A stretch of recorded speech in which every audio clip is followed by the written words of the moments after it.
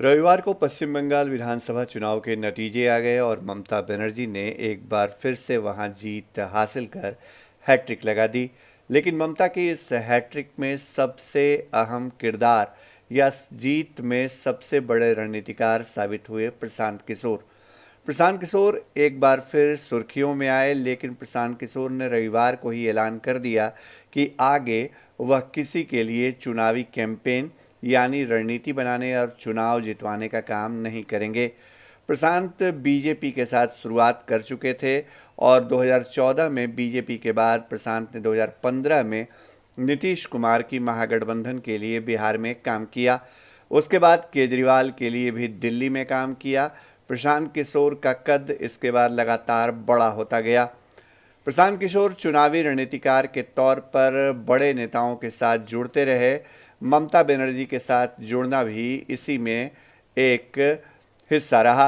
लेकिन सबसे खास बात यह रही कि प्रशांत किशोर बीच के दौर में बिहार के अंदर राजनीति में भी आए। प्रशांत किशोर लालू यादव के भी करीबी रहे, लेकिन नीतीश कुमार के साथ उन्होंने अपनी पहली राजनीतिक पारी की शुरुआत की।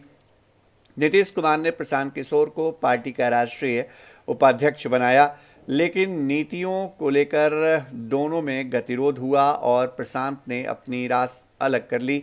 अब प्रशांत किशोर संन्यास का ऐलान कर चुके हैं, लेकिन आगे वह क्या करने वाले हैं, हम आपको बता रहे हैं प्रशांत किशोर की अगली रणनीति क्या है।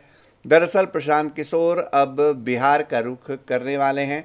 प्रशांत किशोर ने जेडीयू से अलग होने के बाद, जेडीयू ने जब उनको बाहर का रास्ता दिखाया, उसके बाद यह फैसला किया था कि वह बात बिहार की करेंगे।